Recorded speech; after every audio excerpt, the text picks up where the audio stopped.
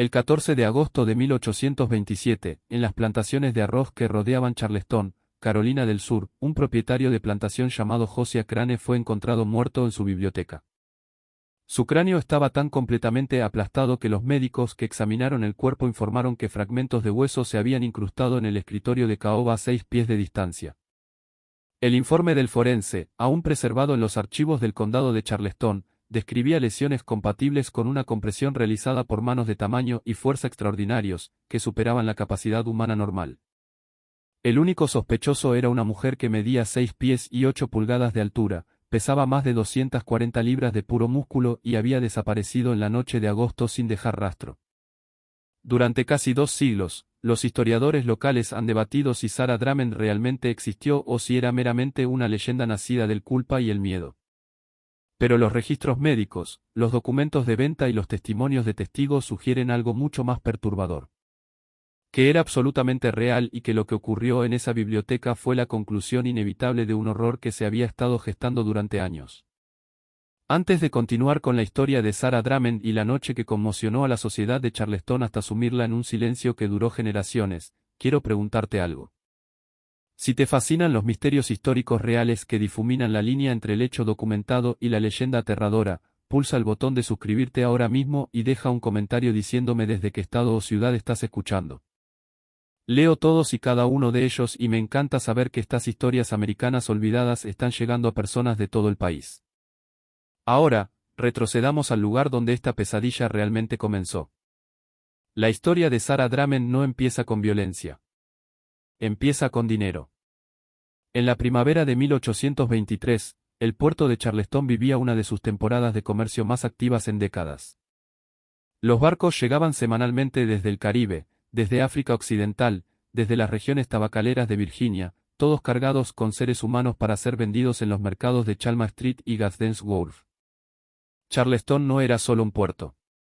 Era el corazón palpitante del comercio doméstico de esclavos en el sur de Estados Unidos, un lugar donde se hacían fortunas con la compra y venta de seres humanos con la misma eficiencia casual que con balas de algodón o barriles de arroz. Las plantaciones de arroz que rodeaban Charleston eran operaciones particularmente brutales. A diferencia de los campos de algodón más al interior, el cultivo de arroz requería que los trabajadores permanecieran de pie en el agua durante horas en pantanos plagados de mosquitos portadores de malaria, serpientes venenosas y caimanes. La tasa de mortalidad entre los esclavos en las plantaciones de arroz era asombrosa. Algunas estimaciones históricas sugieren que casi el 30% de los esclavos que trabajaban en los arrozales moría en su primer año. El trabajo era tan peligroso, tan agotador, tan mortal que los propietarios de plantaciones necesitaban constantemente comprar nuevos trabajadores para reemplazar a los que perecían. Esto creó una economía perversa. Los traficantes de esclavos recorrían los estados del sur en busca de trabajadores fuertes y sanos que pudieran soportar la brutalidad de los pantanos arroceros. Y ocasionalmente encontraban algo inusual, algo que alcanzaría un precio extraordinario. En marzo de 1823, un traficante de esclavos llamado Caleb Rutherford llegó a Charleston con un grupo de 37 personas que había comprado en Virginia y Carolina del Norte. Entre ellos había una joven, de unos 19 o 20 años, que inmediatamente atrajo la atención por una razón inconfundible. Era enorme. Los relatos contemporáneos de los registros de la subasta la describen como una mujer que medía casi 7 pies de altura, con un cuerpo de anchura y musculatura inusuales. Los testigos de la subasta informaron que tenía que agacharse para entrar por las puertas y que sus manos eran tan grandes que podían envolver completamente la cabeza de un hombre. Su nombre, según los documentos de la subasta, era Sarah. No se registró ningún apellido en los papeles iniciales de venta, como era práctica común. Había nacido en una pequeña granja en Piedmont, Carolina del Norte, hija de una mujer esclavizada cuyo nombre se ha perdido en la historia. Según los escasos registros que sobreviven, parece que Sarah padecía una condición que la medicina moderna reconocería como gigantismo pituitario, un trastorno raro causado por exceso de hormona de crecimiento, generalmente debido a un tumor benigno en la glándula pituitaria. En la década de 1820, sin embargo, no existía tal comprensión médica. Para la gente que la veía, Sarah era simplemente un fenómeno de la naturaleza, una curiosidad y potencialmente, algo muy valioso. La subasta tuvo lugar en una mañana húmeda de martes a finales de marzo. La casa de subastas en Chalmers Street estaba abarrotada de plantadores, comerciantes y curiosos que habían oído rumores sobre la mujer gigante. Cuando Sara fue llevada a la plataforma, aún encadenada por las muñecas y los tobillos, un murmullo recorrió la multitud. Era casi una cabeza más alta que el subastador, un hombre corpulento llamado James Van der Horst, quien había dirigido miles de estas ventas pero admitió más tarde a sus amigos que nunca había visto nada igual. La puja comenzó en $400, una suma ya considerable. En minutos, subió a 800, luego a 1000. Los plantadores gritaban sus ofertas, cada uno tratando de superar al otro, viendo en Sara no solo una trabajadora, sino un espectáculo, alguien que podía atraer visitantes, alguien que podía ser exhibido. La oferta ganadora vino de un hombre que estaba cerca del fondo de la sala. Su nombre era Josiah Crane, y pagó $1,300 por Sara Dramen. Fue uno de los precios más altos jamás registrados por una sola persona esclavizada en una subasta de Charleston ese año.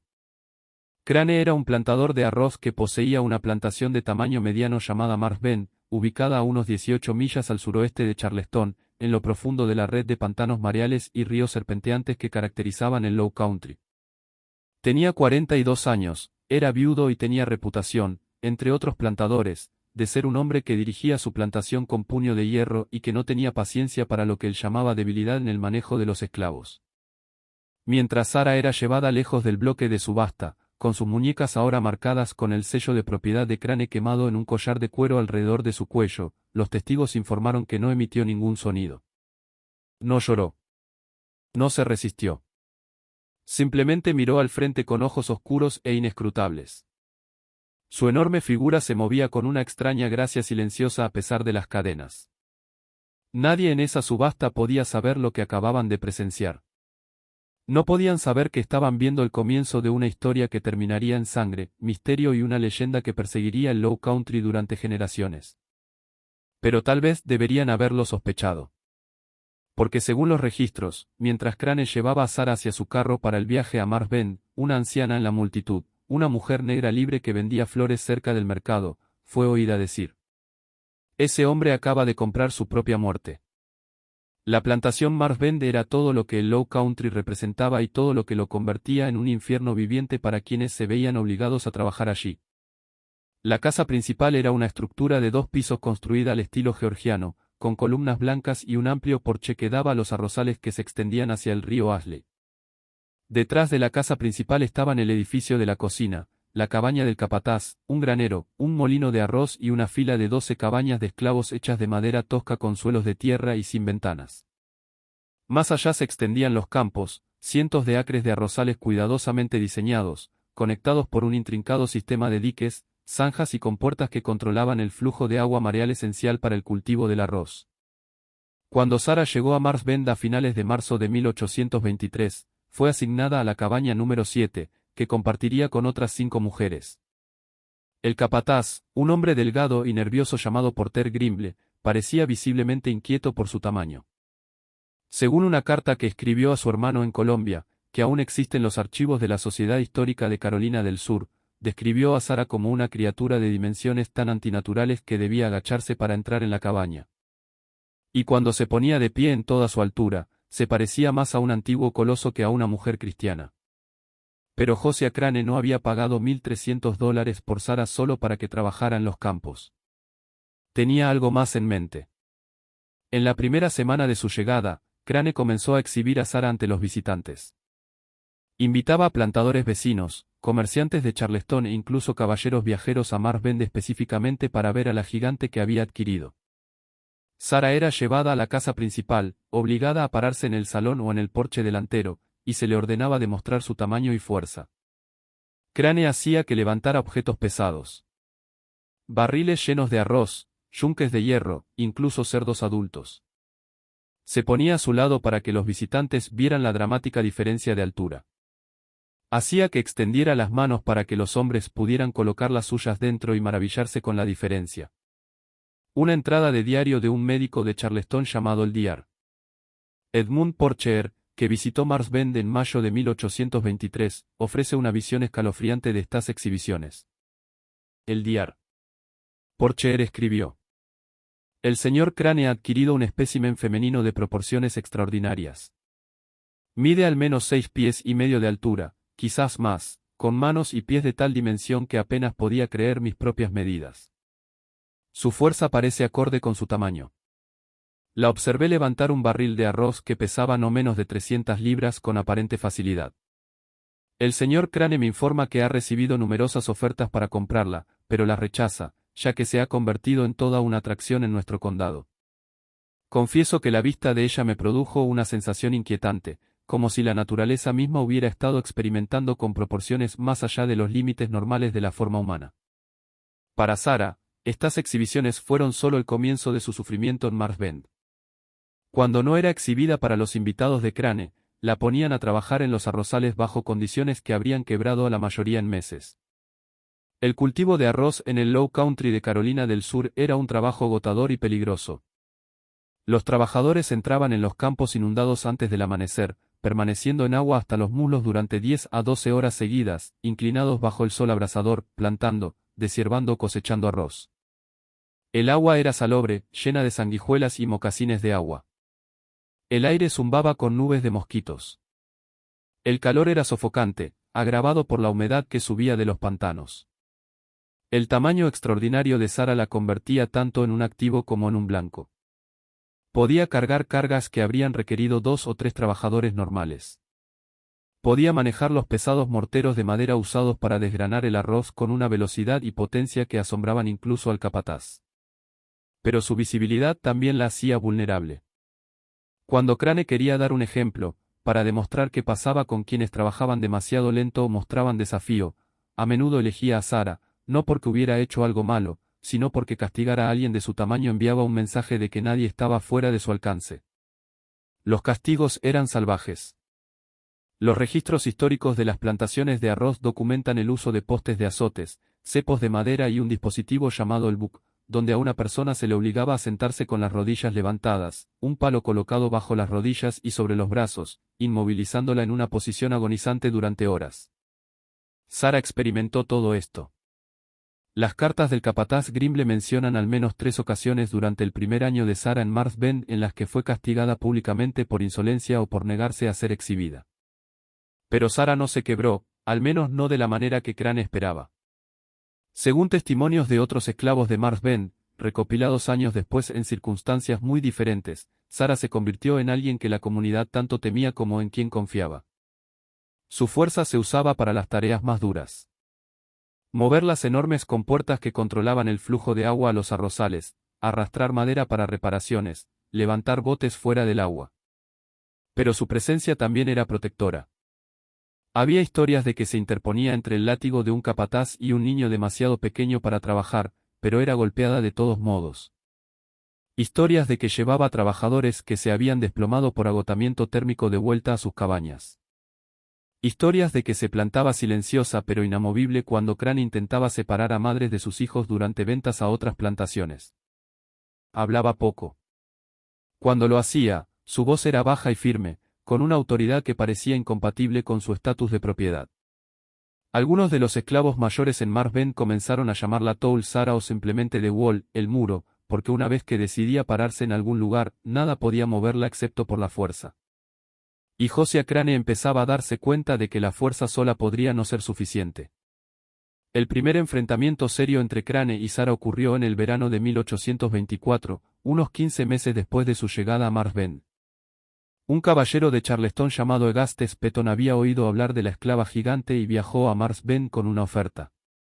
Pagaría a Crane $300 para llevar a Sarah a Charleston durante 2 semanas y exhibirla en una exposición itinerante que organizaba, con curiosidades de la naturaleza y la ciencia. La exposición incluiría especímenes preservados, dispositivos mecánicos y Sarah como pieza central viva. Crane aceptó inmediatamente. La perspectiva de ganar dinero mientras elevaba su propio perfil en la sociedad de Charleston era demasiado tentadora para rechazarla. Informó a Sarah del arreglo, esperando que cumpliera como siempre lo había hecho. Pero esta vez, algo fue diferente. Según el testimonio de una sirvienta de la casa llamada Ruth, que estuvo presente durante la conversación, Sarah miró directamente a Crane y dijo muy suavemente: «No iré». Crane quedó atónito. En el año y medio que había poseído a Sarah, nunca se había negado directamente a una orden. Repitió el mandato, con la voz subiendo. Sara repitió su negativa, manteniendo la voz baja y firme. El rostro de Crane enrojeció. Llamó al capataz. Ordenó que llevaran a Sara al poste de azotes inmediatamente. Lo que ocurrió después se convirtió en tema de intensa discusión entre la comunidad esclavizada de Marsh Bend y se susurró durante años. 4 hombres, incluido el capataz Grimble, intentaron obligar a Sara a dirigirse al poste. Ella no luchó exactamente. Simplemente dejó de moverse. Plantó los pies y se convirtió en peso muerto. Los 4 hombres tiraron, empujaron, la golpearon con puños y un bastón, pero Sara no se movió. Se necesitaron 8 hombres usando cuerdas y finalmente recurriendo a amenazar con dañar a otros esclavos si no cumplía antes de que Sara finalmente caminara hacia el poste. El castigo fue severo. 30 latigazos con un látigo de cuero trenzado. Los testigos informaron que Sara no emitió ningún sonido durante la paliza, incluso cuando la sangre empapó el vestido de algodón tosco que llevaba. Cuando terminó y finalmente fue liberada del poste, caminó de vuelta a su cabaña sin ayuda, con la espalda hecha jirones, pero su postura tan erguida como siempre. No fue a Charleston.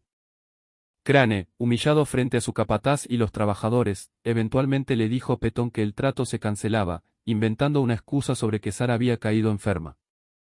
Pero algo había cambiado en Marsh Bend. Los demás esclavos habían visto que Sara podía ser herida, sí, pero también habían visto que podía hacer retroceder a Josiah Crane. Eso asustó a Crane más de lo que estaba dispuesto a admitir. Durante el año siguiente se desarrolló un equilibrio inquieto.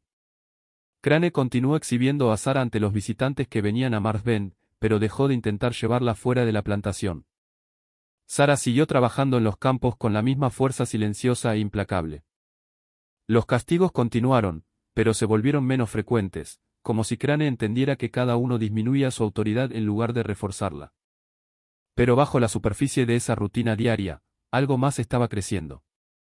Algo que llegaría a una terrible culminación en una calurosa noche de agosto de 1827 y cambiaría todo. Porque en la primavera de 1826, Sara quedó embarazada. El padre del hijo de Sara nunca fue registrado oficialmente, pero los testimonios de otros esclavos de Marsh Bend cuentan una historia consistente. Su nombre era Marcus, un hombre de unos 30 años que trabajaba como carpintero en la plantación, experto en la intrincada carpintería necesaria para mantener los molinos de arroz y los sistemas de compuertas. Marcus había llegado a Marsh Bend 2 años antes que Sara, comprado en una venta de bienes de una hacienda en Georgetown. Era conocido como un hombre tranquilo y pensativo que podía arreglar casi cualquier cosa y que había perdido a su propia esposa e hija cuando fueron vendidas lejos de él años atrás. La relación entre Marcus y Sara, según todos los relatos, nació del respeto mutuo más que de la pasión. En un mundo donde tanto les era arrebatado, donde sus cuerpos y su trabajo pertenecían a otra persona, encontraron el uno en el otro algo parecido a una pareja. Se sentaban juntos por las tardes después de terminar el trabajo, hablando en voz baja fuera de las cabañas. Marcus le contaba a Sara sobre los lugares donde había estado, las cosas que había construido. Sara, que había sido trasladada tantas veces en su joven vida que apenas recordaba el rostro de su propia madre, escuchaba. Cuando Sara descubrió que estaba embarazada a principios de 1826, la noticia se extendió rápidamente por los barracones de esclavos. El embarazo en una plantación siempre era complicado, representaba tanto esperanza como un nuevo horror.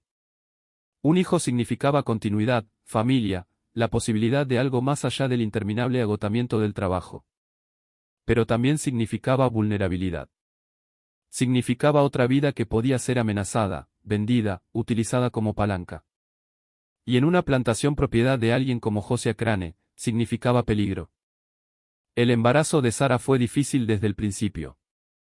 Su tamaño, lo mismo que la había hecho valiosa para Crane, hacía físicamente desafiante llevar un hijo.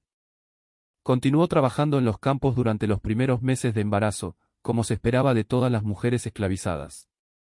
Pero las otras mujeres de Marsh Bend notaron que se movía más despacio, que a veces se detenía y presionaba la mano contra la parte baja de la espalda, con el rostro mostrando un raro destello de dolor. Crane también lo notó, pero por razones diferentes. Una mujer esclavizada embarazada significaba, en sus cálculos, otra pieza de propiedad, otra persona que podía poseer, vender o utilizar. Comenzó a hablar abiertamente del niño, diciéndole a los visitantes que esperaba que el infante tuviera un tamaño inusual dadas las dimensiones extraordinarias de la madre, y especulando sobre qué precio podría alcanzar tal niño cuando fuera lo suficientemente mayor para venderlo. Estos comentarios, escuchados por los sirvientes de la casa y transmitidos de vuelta a los barracones, llenaron a Sara de un frío terror que nunca antes había sentido. Había soportado azotes, humillaciones, agotamiento, hambre. Pero la idea de que su hijo fuera tratado como Crane la había tratado a ella, exhibido como un animal, castigado por entretenimiento, quizás eventualmente vendido lejos, era algo diferente, algo insoportable. Marcus notó el cambio en Sara. Se volvió aún más silenciosa de lo habitual, con el rostro endurecido, los ojos distantes. Por las noches, se sentaba fuera de la cabaña con las manos sobre el vientre, mirando hacia la casa principal con una expresión que asustaba incluso a quienes la conocían bien. En noviembre de 1826, Sara recibió la orden de dejar el trabajo en los campos y fue asignada a tareas más ligeras en la plantación. Descascarar arroz, remendar, trabajar en el huerto de la cocina. Su vientre había crecido enormemente, y le resultaba difícil moverse con su facilidad habitual. Pero incluso en ese estado disminuido, seguía siendo una presencia imponente. Las trabajadoras de la cocina informaron que cuando Sara se paraba en la puerta del edificio de la cocina, bloqueaba completamente la luz del sol. El parto llegó a finales de enero de 1827, durante una de las noches más frías del invierno. Sara entró en labor justo después de la medianoche, atendida por dos mujeres esclavizadas mayores que servían como parteras para la comunidad de la plantación. Una mujer llamada Esther y otra llamada Dina. El parto fue largo y extremadamente difícil. Sara, que nunca había gritado durante los azotes, gritó esa noche. El sonido se extendió por los campos helados y llegó a la casa principal, donde Crane se despertó por el ruido. Según su propio testimonio posterior, encendió un farol y caminó hasta los barracones de esclavos, parándose fuera de la cabaña 7 y escuchando los sonidos en su interior. Justo antes del amanecer, nació el bebé. Un niño. Era grande para un recién nacido, casi 11 libras, pero por lo demás parecía sano y normal. Cuando el bebé lloró, Esther testificaría más tarde, Sara lloró por primera vez que alguien en Marsbend hubiera visto. Sostuvo a su hijo contra su pecho, examinando sus manitas, su rostro, susurrando palabras que nadie más pudo oír. Marcus fue permitido entrar en la cabaña poco después del nacimiento. Se paró junto a Sara, mirando al niño, y quienes estuvieron presentes informaron que algo pasó entre ellos en ese momento, algún entendimiento o decisión tácita. Sara nombró a su hijo Jacob. Era un nombre bíblico común entre los esclavizados, que llevaba connotaciones de lucha y supervivencia. Durante unas breves semanas, a pesar de todo, hubo algo parecido a la felicidad en la cabaña 7. Sara amamantaba a Jacob, lo sostenía durante horas, le cantaba en una voz baja que sonaba como un trueno distante. Marcus tallaba pequeños juguetes para el bebé, animalitos de madera que colocaba en la cuna que había construido. Pero Josiah Crane estaba observando y esperando. Para el verano de 1827, Jacob tenía 6 meses. Creció rápidamente, ya era más grande que la mayoría de los bebés de su edad, y había comenzado a sonreír y alcanzar cosas con sus manitas regordetas. Sara había regresado al trabajo, pero a tareas más ligeras que antes, principalmente alrededor de los edificios de la plantación. Llevaba a Jacob consigo siempre que era posible, cargándolo en la cadera o en la espalda mientras trabajaba, sin perderlo de vista por mucho tiempo. Marcus había construido una mejor cabaña para ellos, usando madera de desecho y sus habilidades para mejorar la estructura, añadiendo una puerta real con pestillo y una pequeña ventana con contraventanas. Seguía siendo una cabaña de esclavos, seguía siendo un refugio apenas adecuado, pero era suya. Y dentro de esas paredes rudas, intentaron construir algo parecido a una familia. Pero en Charleston, las finanzas de Josiah Crane se estaban deteriorando. El mercado del arroz había sido inestable durante varios años, y Crane había hecho algunas inversiones desastrosas en una empresa naviera que colapsó. Debía dinero a múltiples acreedores, y estos se volvían insistentes. Para julio de 1827, Crane enfrentaba la posibilidad real de perder Marsbend por completo si no conseguía capital rápidamente. La solución en su mente era simple. Vender a algunos de sus trabajadores esclavizados. Podía vender a 5 o 6 personas y liquidar suficiente deuda para estabilizar su posición. La pregunta era cuáles vender. En una húmeda tarde de martes a principios de agosto, un traficante de esclavos llamado Nathaniel Gaden llegó a Marsben. Gaden era bien conocido en el mercado de Charleston, un hombre especializado en comprar personas esclavizadas de plantadores con problemas financieros y luego revenderlas en subasta o a propietarios de plantaciones más al sur, en Georgia y Florida. Tenía reputación de negociar duro y de no importarle a dónde terminaran las familias después de comprarlas. Crane y Gaden pasaron varias horas caminando por la plantación, inspeccionando a los trabajadores esclavizados, discutiendo sus edades, habilidades y precios potenciales. Cuando llegaron al área cerca del huerto de la cocina donde Sara trabajaba con Jacob durmiendo en un cabestrillo de tela en su espalda, Gaden se detuvo y miró fijamente. La conversación que siguió fue escuchada por un niño pequeño llamado Peter, que supuestamente debía estar transportando agua pero se había escondido detrás de un montón de leña lo suficientemente cerca para oír. Gaden. Dios Todopoderoso, ¿es esa la mujer gigante de la que he oído hablar? Crane. Esa es Sara, 6 pies y 8 pulgadas, la trabajadora más fuerte que tengo. Gaden. ¿Y el niño? Crane. Su hijo, de unos 6 meses.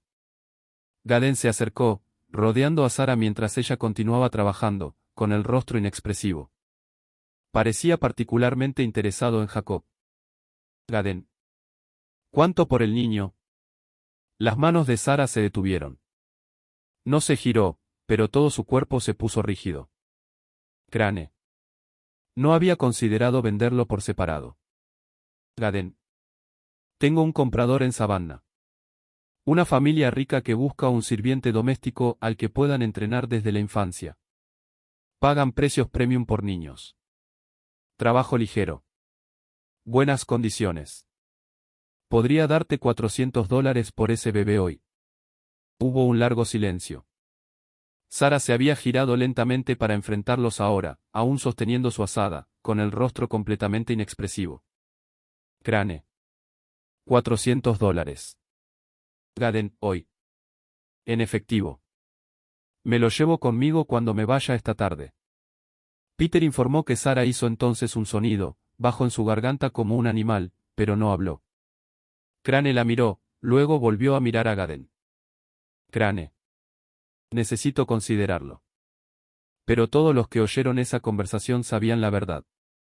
Josiah Crane necesitaba $400 más de lo que necesitaba mantener a un bebé de 6 meses en su plantación. Solo era cuestión de tiempo. Esa noche en la cabaña 7, Sara y Marcus hablaron en susurros urgentes hasta mucho después de oscurecer. Nadie sabe exactamente qué dijeron, pero la decisión que tomaron resonaría a través de la historia. A la mañana siguiente, 13 de agosto de 1827, Marcus había desaparecido. Se había esfumado durante la noche, llevándose solo la ropa que llevaba puesta. Un hombre esclavizado huyendo de una plantación no era inusual, aunque era extremadamente peligroso. Los caminos estaban patrullados. Los cazadores de esclavos operaban por todo el Low Country con perros y armas. El castigo por fugitivos capturados era salvaje. Pero Marcus no huyó solo, porque oculto en el forro de su abrigo, cosido allí por la propia Sara, había un mapa detallado que Marcus había dibujado de la plantación, el área circundante y el camino a Charleston, junto con una carta. La carta estaba dirigida a cualquiera en Charleston que pudiera ayudar, explicando que Josiah Crane planeaba vender a un niño infante y suplicando intervención, asistencia, cualquier cosa que pudiera detenerlo. Era un plan desesperado, casi seguro destinado al fracaso. Pero era el único plan que tenían. Crane fue informado de la desaparición de Marcus justo después del amanecer. Su reacción fue explosiva. Ordenó al capataz Grimble que organizara inmediatamente un grupo de búsqueda, que contactara a la patrulla de esclavos, que enviara jinetes a Charleston para vigilar los caminos. La plantación estuvo en caos toda la mañana mientras hombres a caballo se dispersaban por los pantanos y campos circundantes buscando cualquier rastro de Marcus. Lo encontraron justo después del mediodía, a unas 8 millas de Marsben, intentando cruzar un arroyo. La patrulla de esclavos tenía perros, y Marcus había dejado un rastro en el barro blando cerca del agua. Lo trajeron de vuelta a Marsben, atado con cuerdas, sangrando por mordeduras de perro en brazos y piernas, pero aún vivo. Lo que ocurrió después se convirtió en tema de testimonio en múltiples procedimientos legales durante los meses siguientes, aunque las versiones varían dependiendo de quién hablara y cuándo. Crane ordenó que llevaran a Marcus al poste de azotes inmediatamente. Anunció que administraría personalmente el castigo y que sería lo suficientemente severo para servir de advertencia a cualquiera que considerara huir. Toda la comunidad esclavizada fue obligada a reunirse y mirar. A Sara le hicieron pararse al frente sosteniendo a Jacob. El castigo fue brutal, incluso para los estándares de esa época y lugar. 50 latigazos con un pesado látigo de cuero. Marcus fue atado al poste, con la camisa arrancada. Crane blandió el látigo él mismo, poniendo toda su fuerza en cada golpe. La sangre apareció en la espalda de Marcus después del quinto latigazo. Después del 10º, su piel estaba abierta en múltiples lugares. Después del 20º, había dejado de gritar y colgaba inerte contra las cuerdas. Sara lo vio todo, con el rostro como piedra tallada, los brazos envolviendo a Jacob, que ahora lloraba, asustado por los sonidos y la atmósfera de violencia. Los testigos informaron que los ojos de Sara nunca dejaron el rostro de Marcus, y que Marcus, en los breves momentos en que estaba consciente, solo la miraba a ella. Cuando terminó, Marcus fue desatado y arrastrado a su cabaña, apenas consciente. Crane se volvió para dirigirse a la multitud reunida, con su propio rostro enrojecido y sudoroso, con salpicaduras de sangre en la camisa. Anunció que cualquiera que ayudara a un fugitivo, cualquiera que siquiera supiera de un escape planeado y no lo reportara, recibiría el mismo castigo. Luego despidió a todos de vuelta al trabajo. A todos excepto a Sara. Crane se acercó a ella, parándose lo suficientemente cerca como para que tuviera que mirarlo hacia abajo. Era un hombre de estatura promedio, y junto a Sara parecía casi infantil, pero su voz era dura y fría. Mañana por la mañana, dijo, el señor Gaden regresa, y se llevará a tu hijo. No te resistirás. Entregarás al niño en silencio. Si causas algún problema, si haces alguna escena, haré que azoten a Marcus de nuevo. Y esta vez, no sobrevivirá. ¿Me entiendes? Sara no dijo nada. Simplemente lo miró hacia abajo con esos ojos oscuros e inescrutables. Después de un largo momento, Crane se giró y caminó de vuelta a la casa principal. Esa noche, la plantación estaba inquietantemente silenciosa. Incluso los sonidos normales del pantano parecían amortiguados, como si el mundo mismo estuviera conteniendo la respiración. En la cabaña 7, Sara se sentó en el suelo, sosteniendo a Jacob, meciéndolo lentamente mientras dormía. En otra cabaña, Marcus yacía boca abajo, con la espalda destrozada tratada con grasa y hierbas por los otros esclavizados, entrando y saliendo de la conciencia. Y en la casa principal, Josiah Crane se sentó en su biblioteca, revisando sus libros de cuentas, calculando cómo los $400 de la venta de Jacob aliviarían sus presiones financieras inmediatas. Bebió brandy y ocasionalmente miró por la ventana hacia los barracones de esclavos, con el rostro preocupado a pesar de su certeza de haber tomado la decisión correcta. Ninguno de ellos sabía que la noche siguiente terminaría en sangre, misterio y una leyenda que nunca se resolvería verdaderamente. El 14 de agosto de 1827 amaneció caliente y opresivamente húmedo. El tipo de día de verano en el Low Country donde el aire se siente lo suficientemente espeso como para asfixiarse. El sol salió rojo sangre sobre los arrozales, filtrado a través de la neblina de humedad que subía de los pantanos. Más tarde, la gente recordaría ese detalle como si la naturaleza misma les hubiera estado advirtiendo de lo que vendría. Sara se levantó antes del amanecer, como siempre. Amamantó a Jacob, lo cambió, lo vistió con la ropa más limpia que tenía, un pequeño vestido de algodón que había cosido ella misma. Lo sostuvo cerca y le susurró durante mucho tiempo, palabras que nadie más oyó. Luego lo colocó cuidadosamente en la cuna de madera que Marcus había hecho, y se fue a trabajar. Toda la mañana Sara trabajó en el huerto de la cocina con una especie de eficiencia mecánica. Las otras mujeres que trabajaban cerca informaron que no habló con nadie, no reconoció a nadie, simplemente se movió a través de sus tareas con el rostro inexpresivo y los movimientos precisos. Varias personas intentaron hablarle, ofrecerle simpatía o apoyo, pero no respondió. Era como si se hubiera retirado a algún lugar profundo dentro de sí misma, un lugar al que nadie podía llegar. Alrededor de media mañana, Nathaniel Gaden llegó a Marsbend en un carro conducido por su asistente, un joven cuyo nombre no se registró. Gaden fue directamente a la casa principal y fue conducido a la biblioteca de Crane, donde los dos hombres finalizaron la transacción. $400 en efectivo a cambio de documentos de propiedad apresuradamente redactados para un infante llamado Jacob, de 6 meses, propiedad de Josiah Crane, ahora vendido a Nathaniel Gaden. Al mediodía, Crane envió palabra de que Sara debía llevar al niño a la casa principal. El mensaje fue entregado por una sirvienta de la casa llamada Ruth, quien tuvo la ingrata tarea de caminar hasta el huerto de la cocina y decirle a Sara que era hora de entregar a su hijo. La reacción de Sara fue inesperada.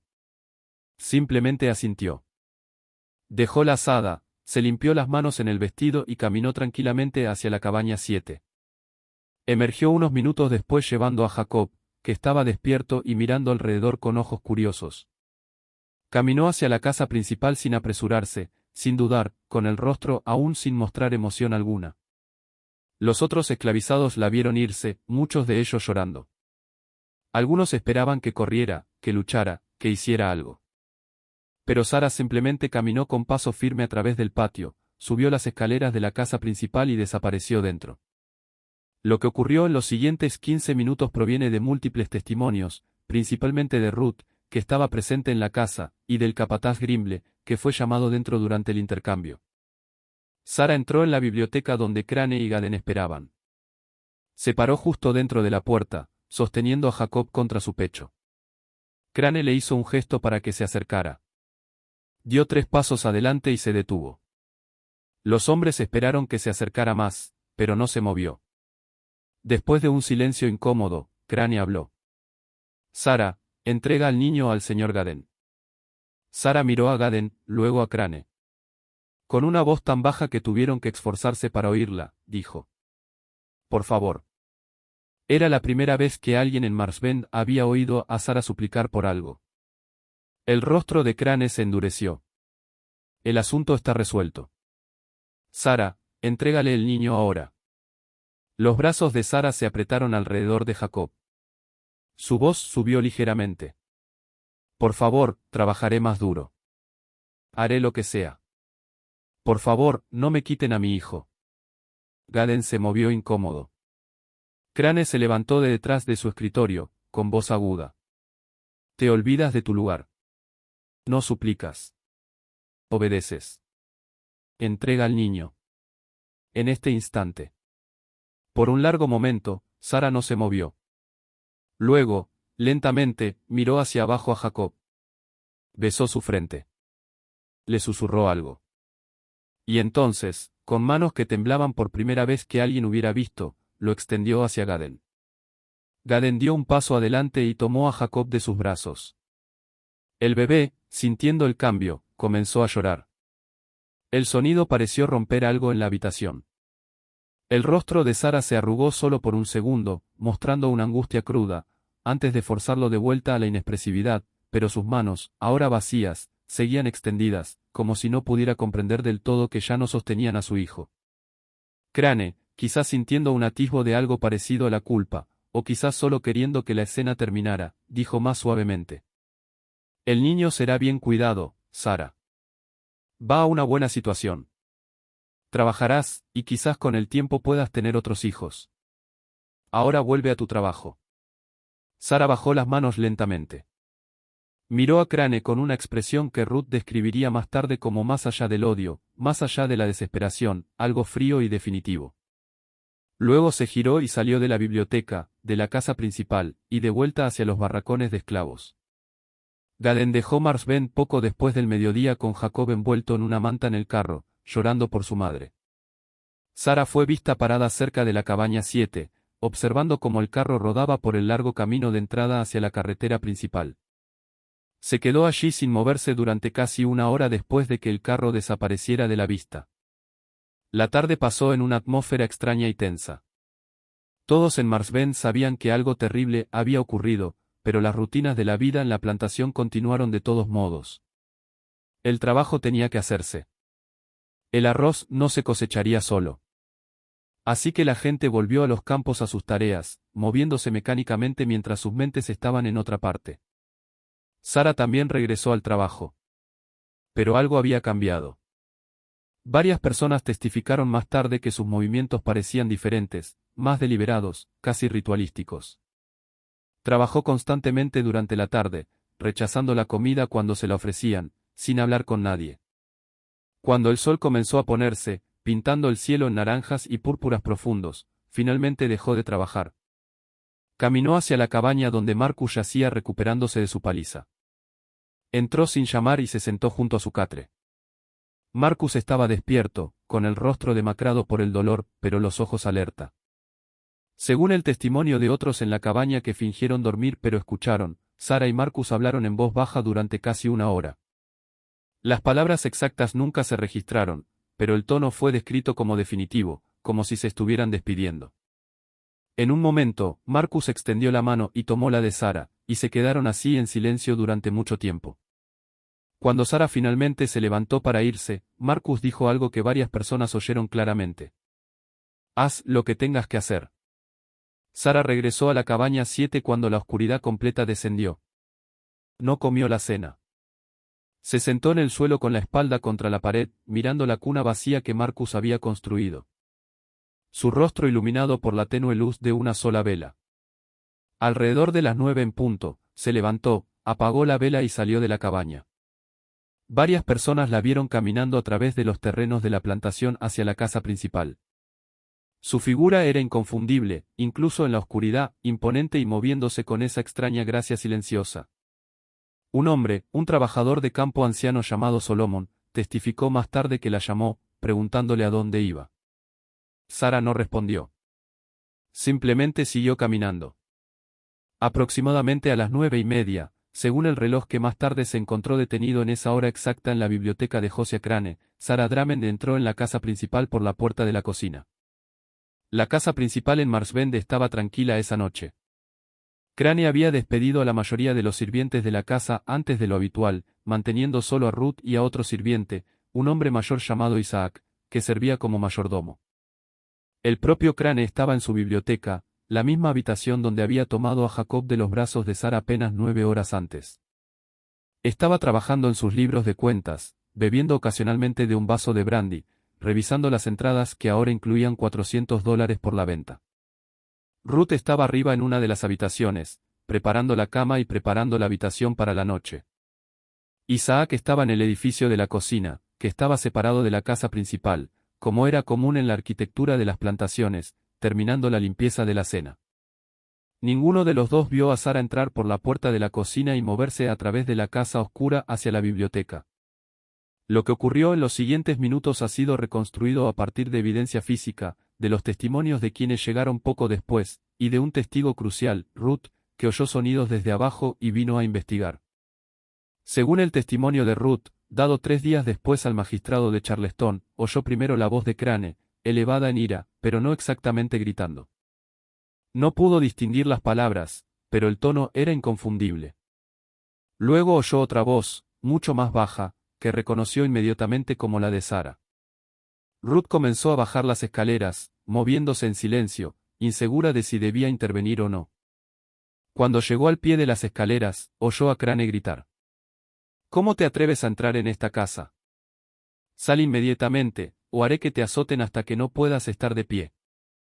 La respuesta de Sara fue demasiado baja para que Ruth la oyera claramente, pero provocó que Crane gritara de nuevo. El niño está vendido. El asunto está terminado. No tienes derechos aquí. No posees nada, ni siquiera a ti misma. Hubo un sonido entonces que Ruth describió como muebles arrastrándose, como si una silla hubiera sido empujada hacia atrás de repente. Luego la voz de Crane de nuevo, pero diferente ahora. Más alta. Asustada. Aléjate.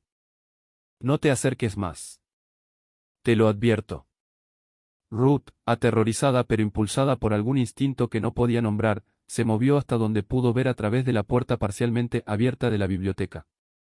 Lo que vio, diría más tarde, se quedaría con ella por el resto de su vida. Sara estaba de pie en el centro de la biblioteca, con la cabeza casi tocando el techo. Crane había retrocedido contra su escritorio, con el rostro pálido, una mano buscando algo detrás de él. La lámpara en el escritorio proyectaba sombras salvajes, haciendo que la figura de Sara pareciera aún más grande, casi inhumana en sus proporciones. «Quiero a mi hijo de vuelta», dijo Sara. Su voz era perfectamente calmada, perfectamente firme. «Imposible», dijo Crane. «Está vendido. La ley me apoya. Eres mi propiedad, y ese niño era mi propiedad, y tenía todo el derecho. Quiero a mi hijo de vuelta». La mano de Crane encontró lo que buscaba. Una pistola que guardaba en el cajón del escritorio. La sacó y la apuntó a Sara con mano temblorosa. «Te dispararé si das otro paso. Lo juro ante Dios, te dispararé donde estás». Sara miró la pistola. Luego dio un paso adelante. La voz de Crane se quebró. «Lo haré. Lo haré». Sara dio otro paso. Ahora estaba lo suficientemente cerca como para haber extendido la mano y tocarlo. Crane apretó el gatillo. El sonido del disparo fue ensordecedor en el espacio cerrado. Ruth gritó, pero cuando el humo se disipó, Sara seguía de pie. La bala la había alcanzado en el hombro izquierdo, atravesando músculo y golpeando hueso, pero no había caído. Apenas se había movido. La sangre se extendía por su vestido, negra a la luz de la lámpara, pero su rostro no mostraba dolor. Solo esa misma terrible determinación en blanco. Crane la miró horrorizado. Intentó apuntar la pistola de nuevo para un segundo disparo, pero sus manos temblaban demasiado. Sara extendió la mano y tomó la pistola de sus manos tan fácilmente como uno podría quitarle un juguete a un niño. La arrojó al otro lado de la habitación, donde golpeó la pared y cayó al suelo con estrépito. «¿Dónde está mi hijo?», preguntó Sara. «No lo sé». Crane estaba ahora contra el escritorio sin ningún lugar a donde ir. Galen se lo llevó. «No sé dónde. Lo juro, no sé». Sara se quedó allí un largo momento, mirando hacia abajo a Crane. La sangre goteaba de su hombro, salpicando el suelo. Cuando volvió a hablar, su voz era tan baja que Ruth apenas podía oírla. «Me quitaste todo. Me quitaste mi cuerpo, mi trabajo, mi dignidad, mi hijo. Me quitaste todo. ¿Qué te queda por quitar?». «Por favor», susurró Crane. «Por favor, puedo recuperarlo. Puedo encontrarlo. Puedo». Pero Sara ya no escuchaba. Extendió ambas manos y tomó a Crane por la cabeza, sus enormes manos envolviendo su cráneo como uno podría sostener un melón. Crane intentó gritar, pero el sonido se cortó casi instantáneamente. Ruth se giró y corrió. Corrió fuera de la casa, a través del patio, gritando pidiendo ayuda a sus espaldas. Desde dentro de la biblioteca, oyó un sonido que describiría como el de una calabaza siendo aplastada, seguido del pesado golpe de algo grande cayendo al suelo. Para cuando el capataz Grimble y otros 2 hombres llegaron a la casa principal, quizás 3 minutos después, la biblioteca estaba en silencio. Entraron con cautela. Grimble llevaba un rifle, esperando violencia. Lo que encontraron fue peor que la violencia. Era la finalidad. Josiah Crane yacía en el suelo junto a su escritorio boca arriba, con los ojos abiertos y mirando a la nada. Su cabeza estaba deformada, aplastada con tal fuerza que sangre y materia cerebral habían salpicado el escritorio y los libros cercanos. La evidencia física era inconfundible. Había sido asesinado por compresión con manos de tamaño y fuerza extraordinarios, apretando su cráneo hasta que se fracturó y colapsó hacia adentro. Sara se había ido. La ventana detrás del escritorio, que daba a la parte trasera de la propiedad hacia los pantanos, estaba abierta. Un rastro de sangre llevaba desde el cuerpo de Crane hasta la ventana y hacia la oscuridad más allá. Los hombres se quedaron en silencio atónito por un momento, intentando comprender lo que veían. Luego Grimble tomó el control. Envió a un hombre a cabalgar inmediatamente a Charleston para alertar a las autoridades. Envió a otro a reunir a todos los hombres esclavizados para formar un grupo de búsqueda. Puso guardias en la casa principal para preservar la escena. Pero incluso mientras daba estas órdenes, Grimble sabía en su corazón que no encontrarían a Sara Drummond. Los pantanos alrededor de Marsh Bend eran vastos, oscuros y traicioneros. Una persona que los conociera bien podía desaparecer en esa selva y nunca ser encontrada. Y Sara acababa de matar a un propietario blanco de plantación delante de un testigo. No le quedaba nada que perder. La búsqueda comenzó en menos de una hora, pero fue caótica y desorganizada. Hombres con antorchas y perros se dispersaron por los pantanos, gritando, abriéndose paso entre la maleza. Encontraron fácilmente el rastro de sangre. Gotas que salían de la casa hacia los arrozales y luego hacia la línea de árboles. Pero al borde del pantano, el rastro desaparecía. El suelo era demasiado húmedo, demasiado enredado con vegetación, y en la oscuridad era imposible rastrear nada con certeza. Buscaron toda la noche y no encontraron nada. Ni cuerpo, ni ropa. Ni señal alguna de que Sara hubiera estado allí, salvo ese rastro de sangre que terminaba en el borde del pantano, como una línea trazada en la arena. Cuando amaneció el 15 de agosto, los buscadores regresaron a Marsbend exhaustos y con las manos vacías. Justo cuando pensábamos que el horror en Marsbend había llegado a su conclusión, la investigación reveló algo que perseguiría a la sociedad de Charleston durante generaciones. Si esta historia te está dando escalofríos, comparte este vídeo con un amigo que ame los misterios oscuros. Dale like para apoyar nuestro contenido y no olvides suscribirte para no perderte historias como esta. Descubramos juntos qué pasa después, porque el misterio de Sarah Drummond apenas comenzaba. Las autoridades de Charleston llegaron a Marsbend la tarde del 15 de agosto, lideradas por un magistrado llamado William Hushey y acompañadas por el sheriff, 2 diputados y un médico llamado el Dr. James Pelo. Lo que encontraron fue una plantación en caos. La comunidad esclavizada, aterrorizada y en silencio, el capataz abrumado y una escena del crimen que desafiaba cualquier explicación sencilla. El examen del Dr. Pelo al cuerpo de Josiah Crane fue minucioso y perturbador. Su informe oficial, preservado en los archivos del condado de Charleston, describe lesiones consistentes con una fuerza de compresión masiva aplicada al cráneo, resultando en múltiples fracturas, hemorragia cerebral y muerte inmediata. El médico señaló que las marcas en el cráneo de Crane correspondían a dedos de longitud y anchura inusuales, y que la fuerza necesaria para producir tales lesiones superaría la capacidad de la mayoría de los hombres, requiriendo una fuerza de naturaleza extraordinaria.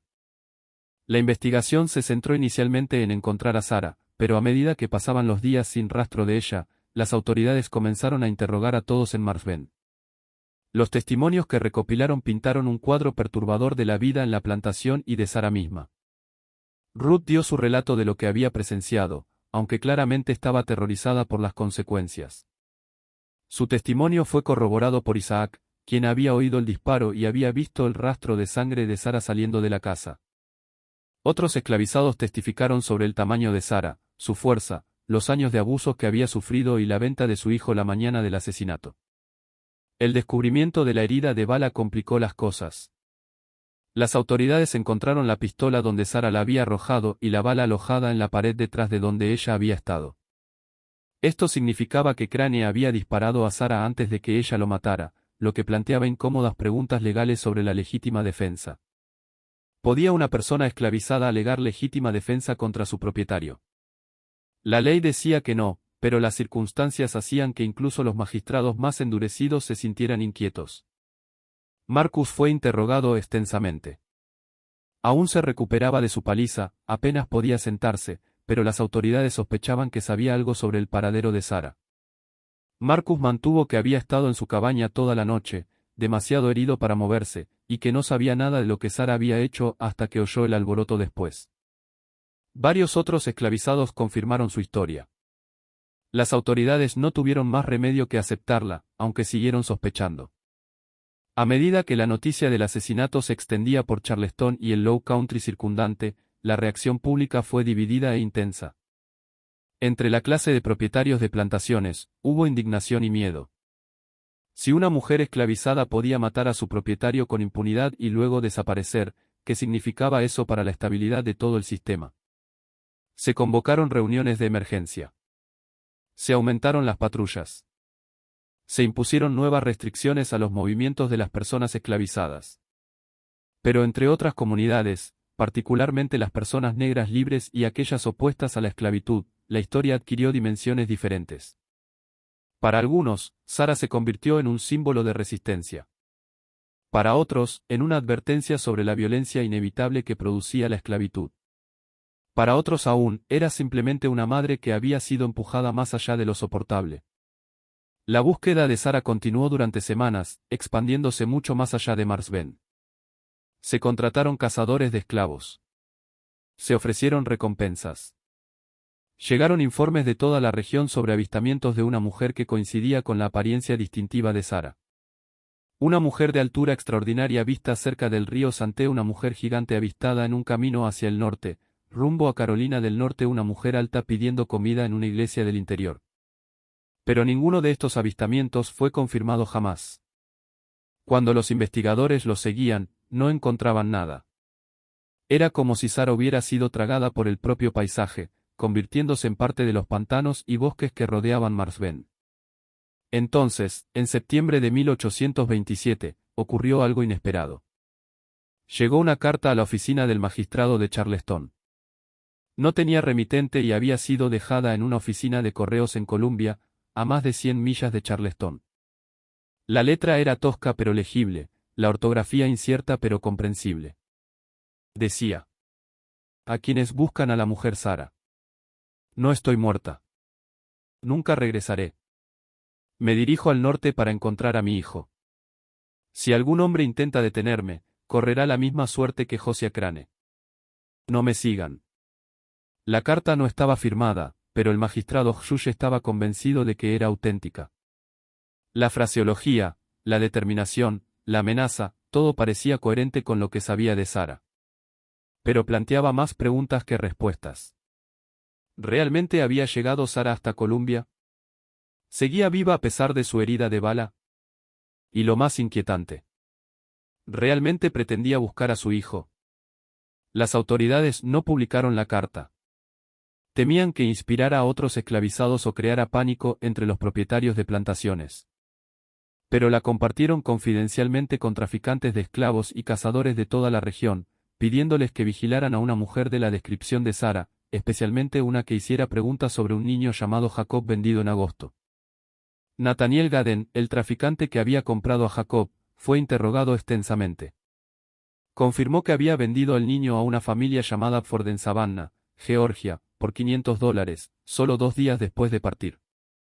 Se contactó a los Apford. Confirmaron que habían comprado a un bebé varón a mediados de agosto y que el niño estaba sano y en su posesión, pero estaban comprensiblemente alarmados por la historia de Sara y lo que había hecho. Contrataron guardias armados para vigilar su propiedad durante meses después. A medida que 1827 dio paso a 1828 y luego a 1829, la búsqueda activa de Sara se fue apagando gradualmente. No había sido encontrada. No había sido reportada en ningún lugar con certeza. Las autoridades concluyeron que probablemente había muerto por su herida de bala en algún lugar del desierto. Su cuerpo nunca fue recuperado. El caso se cerró oficialmente, aunque una orden de arresto pendiente permaneció en los registros durante décadas. Pero la historia no terminó ahí. Porque a lo largo de los años, a lo largo de las décadas, los rumores persistieron. En los años posteriores a la desaparición de Sara, comenzaron a surgir historias de toda la región sur sobre encuentros con una mujer de tamaño extraordinario.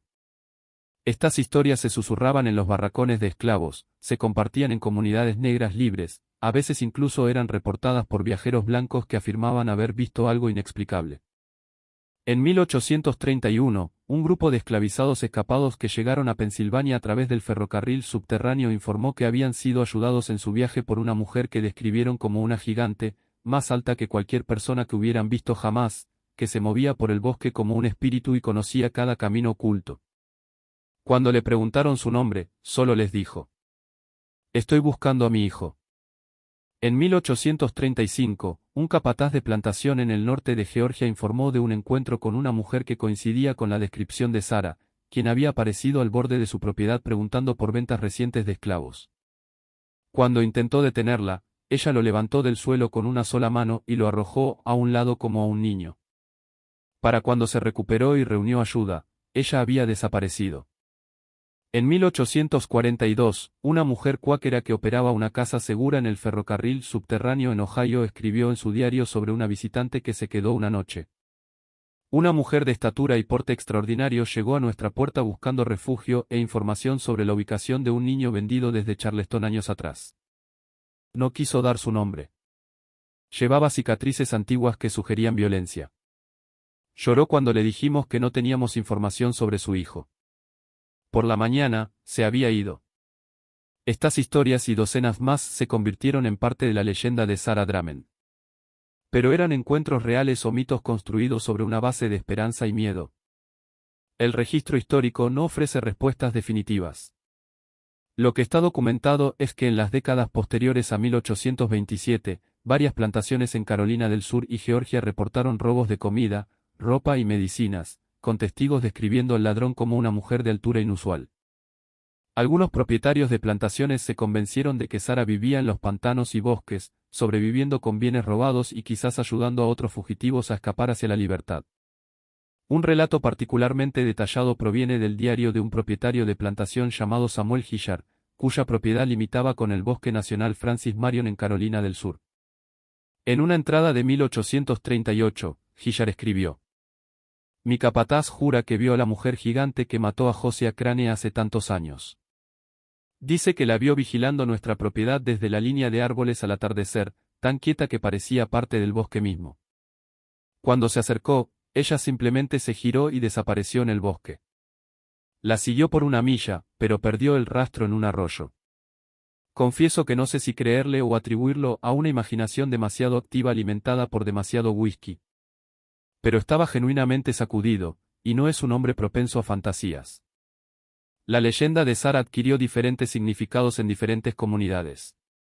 Entre las personas esclavizadas, se convirtió en un símbolo de resistencia, un recordatorio de que incluso la persona más oprimida podía contraatacar contra su opresor. Se cantaban canciones sobre ella en los barracones, aunque siempre con cuidado, siempre en código.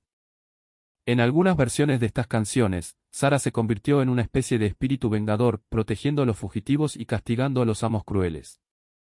Entre los blancos sureños, particularmente los propietarios de plantaciones, Sarah se convirtió en una advertencia sobre los peligros de empujar demasiado lejos a las personas esclavizadas y también en una historia de monstruos utilizada para justificar controles y castigos aún más duros.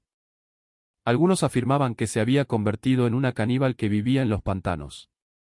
Otros decían que se había vuelto loca y atacaría a cualquier persona blanca que encontrara.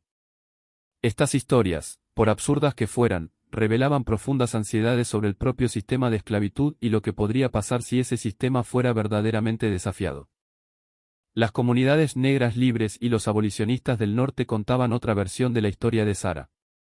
En su relato, ella se convirtió en una heroína que había asestado un golpe por la libertad y luego había escapado al norte, quizás incluso llegando a Canadá. Algunos afirmaban que se había reunido con su hijo.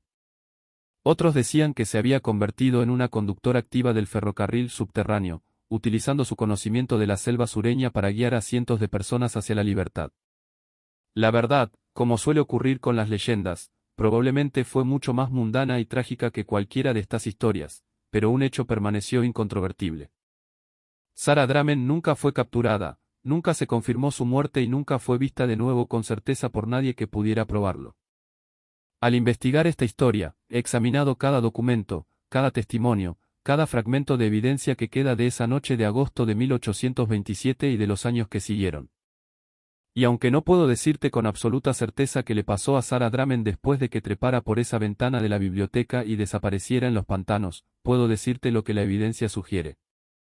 La herida de bala que Sarah recibió de Josiah Crane fue grave. El informe del forense señaló sangre en la escena consistente con una lesión significativa. El Dr.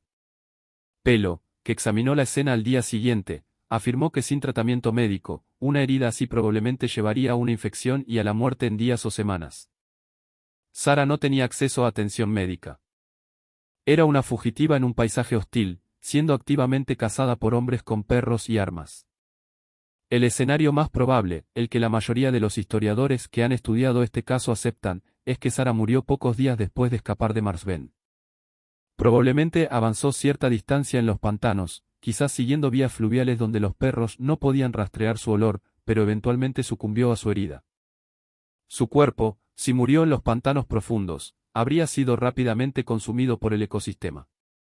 Caimanes, cerdos salvajes y el simple proceso de descomposición en ese ambiente caliente y húmedo. En semanas, no habría quedado nada que encontrar. Esta explicación da cuenta de por qué nunca hubo avistamientos confirmados de Sarah, porque las autoridades nunca encontraron evidencia sólida de su existencia continuada y porque el rastro de sangre desde Marsben terminaba tan abruptamente. Es la conclusión racional basada en evidencia. Y sin embargo, hay detalles que no encajan del todo en esta explicación ordenada. La carta recibida en Colombia era real. Alguien la escribió. Alguien que conocía detalles sobre Sara que no eran de conocimiento público. Si Sara murió en los pantanos cerca de Marsbend, ¿quién escribió esa carta? Los informes de los operativos del ferrocarril subterráneo también son difíciles de descartar por completo. Eran personas serias comprometidas con su causa, no propensas a difundir rumores falsos. Cuando reportaban encuentros con una mujer que coincidía con la descripción de Sara, lo hacían en correspondencia privada y diarios personales, no en declaraciones públicas destinadas a inspirar o engañar. Y hay una pieza más de evidencia que he guardado para el final, porque es quizás la más intrigante y la más difícil de verificar. En 1889, 62 años después de la muerte de Josiah Crane, un médico en Filadelfia llamado el Dr. Robert Hayes estaba atendiendo a una anciana negra en su lecho de muerte. La mujer estaba agonizando, en sus últimos días, le contó al Dr. Hayes una historia.